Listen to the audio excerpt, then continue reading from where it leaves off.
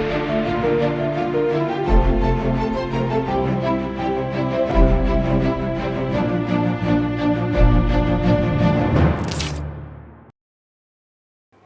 मैं हूं रत्ना और आप देख रहे हैं सी न्यूज़ भारत। रुक करते राजस्थान बुलेटिन की ओर। बात होगी बकानी की, जहां खेत दिवस में किसानों को सिखाई गई जलवायु स्मार्ट खेती। इसके साथ ही बात होगी जोधपुर की, जहां श्री सिद्ध नागेश्वर महादेव मंदिर में महिलाओं ने घुड़ला पर्व मनाते हुए पारंपरिक नृत्य और आरती की।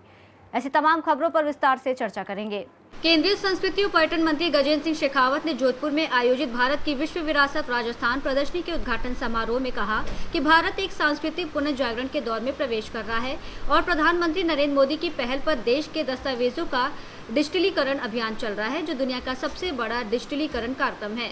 उन्होंने भारतीय पांडुलिपि परंपरा और ज्ञान भारतम मिशन का भी उल्लेख किया, जिसमें आर्टिफिशियल इंटेलिजेंस की मदद से पांडुलिपियों और दस्तावेजों को सुलभ बनाया जा रहा है।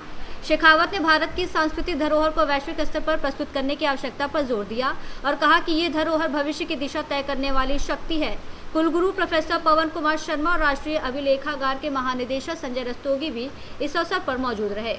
विजन की हम विरासत का संरक्षण करते हुए भारत को विकसित करेंगे। इस दिशा में आगे बढ़ता हुआ भारत सांस्कृतिक पुनर्जागरण के दौर से गुजर रहा है।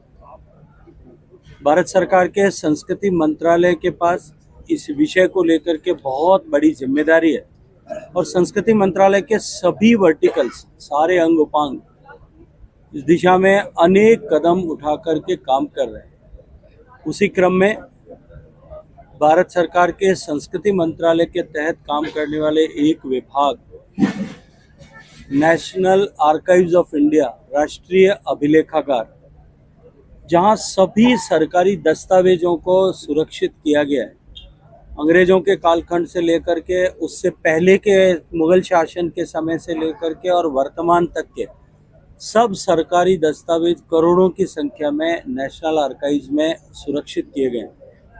उनको डिजिटाइज करके और उनको हमेशा हमेशा के लिए अक्षुण्ण बनाया जाए, इस दृष्टिकोण से दुनिया का सबसे बड़ा digitization program national archives of India, राष्ट्रीय अभिलेखागार कर रहा है। क्योंकि मुझे आप सबके जोधपुर के आशीर्वाद से इस महकमे में काम करने का आशीर्वाद मिला। माननीय प्रधानमंत्री जी ने मुझे दायित्व दिया। मेरा विचार था कि भारत की समृद्ध सांस्कृतिक परंपराओं को हम दिल्ली से बाहर निकाल करके अभिलेखागार में जो संरक्षित दस्तावेज हैं, उनके आधार पर विभिन्न तरह की प्रदर्शनियां बना करके अपनी विरासत की समृद्धि को, समृद्धता को हम लोगों तक लेकर के जाएं। उस क्रम में देश भर में जो प्रदर्शनियां आयोजित की जा रही हैं, राष्ट्रीय अभिलेखागार ने जयनारायण व्यास विश्वविद्यालय, जो मेरी कर्मभूमि है, वहाँ इस तरह के प्रदर्शनी का, जहाँ राजस्थान की स्थापत्य, राजस्थान की संस्कृति के विभिन्न रूपों का प्रदर्शन किया है, ये प्रदर्शनी आयोजित की है। मैं अभिलेखागार को इसके लिए बहुत सारा धन्यवाद करता हूं और जयनारायण व्यास विश्वविद्यालय का भी साधुवाद ज्ञापित करता हूं। यहाँ नहीं बात। जोधपुर से सी न्यूज़ संवाददाता आनंद शर्मा की रिपोर्ट। बकानी के ग्राम मोलक्या कला में आईटीसी मिशन सुनहरा कल परियोजना के तहत गेहूं की फसल पर किसान खेत दिवस का आयोजन किया गया।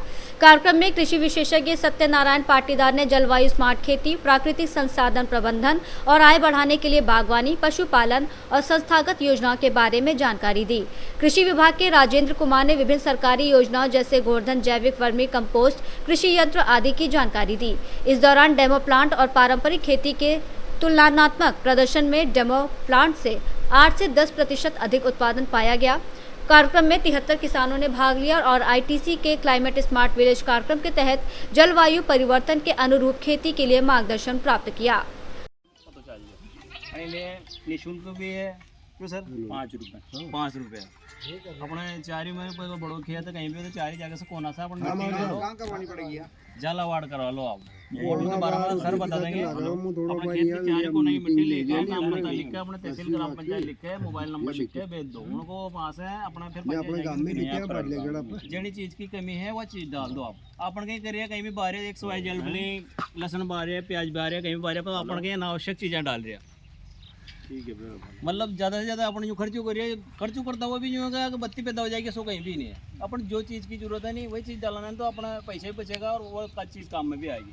DAP है, DAP आप ज़्यादा मात्रा में डाला है तो ज़मीनें बटूर करनी है, तो करने प्रैक्टिकल करके देख लीजिए। 1 किलो DAP ले लो, उन्हें पानी पी जाएगा, देख लो उन्हें 3 दिन बाद अपने सीमेंट में जब बटूर हो जाएगी वो। ऐसा मिट्टी में बटूर कर दो, ज़्यादा मात्रा में डाल दिया तो ज़मीन खराब हो रही, बहुत सारी चीज़ें अनावश्यक डाल दिया। जिस जनी चीज़ की जरूरत है वही चीज़ डालो आप।